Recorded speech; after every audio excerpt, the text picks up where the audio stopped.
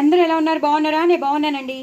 ఇదేం పచ్చడి ఎంత అనుకుంటున్నారు? ఇంత కలర్ఫుల్గా ఉంది ఏంటి? ఇంత కొత్తిమీర, ఆ పచ్చడి టెక్స్చరు చూస్తుంటే అదిరిపోతుంది కదా, చాలా టెంప్టింగ్గా కూడా ఉంది కదా. ఎప్పుడెప్పుడు వేడి వేడి అన్నంలో కలుపుకుని పచ్చిమిరపకాయ నంచుకుని తినాలని ఉందా?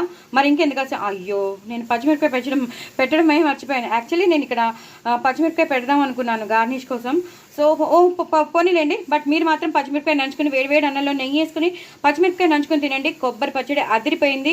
ఈ మాట చాలా చాలా బాగా వచ్చింది. ఏమేమి వేస్ట్ చేశానో మీకు షార్ట్ వీడియోలో చూసి తెలుసుకోండి. చాలా చాలా బాగా వచ్చింది. పోపులు అన్నీ వేసుకున్నాను, ధనియాలు కానీ జీలకర్ర కానీ. ఇంకా నేను చెప్పేది లేదు, ఎందుకంటే షార్ట్ వీడియో కాబట్టి అస్సలు చెప్పలేను. సో పోపు బాగా వేసుకోవాలి, ఇంగు పోపు వేసుకోవాలి, వెల్లుల్లిపాయ వేసుకోకూడదు, ఎందుకంటే ఇది కార్తీక మాసం కాబట్టి నేను మ్యాక్సిమం ఎంత కట్ చేయాలో అంత కట్ చేస్తున్నాను, ఉల్లిపాయలు కానీ వెల్లుల్లిపాయలు కానీ.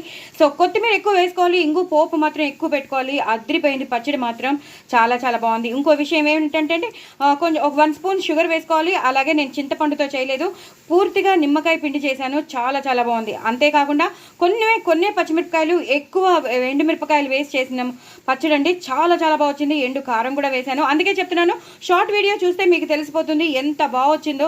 చాలా చాలా టేస్టీగా ఉంటుంది, చాలా చాలా బాగుంటుంది. చక్కగా ఉపవాసం ఉంటాం కదా, ఉపవాసం ఉన్నప్పుడు సాయంత్రం ఇంకా మనం ఉపవాసం వదిలేసేటప్పుడు ఇలాంటివన్నీ తింటే అదిరిపోతుంది, కడుపు నిండిపోతుంది. ఇదొక్కటే చాలు అనిపిస్తుంది. వేడి వేడి అన్నంలో ఇలా నెయ్యి వేసుకుని పచ్చిమిరపకాయ నంచుకొని తింటే అసలు ఒక్కసారి ఊహించుకోండి ఎంత బాగుంటుందో. అవునా? ఊహించుకున్నారా? మరి ఇంకెందుకు ఆలస్యం?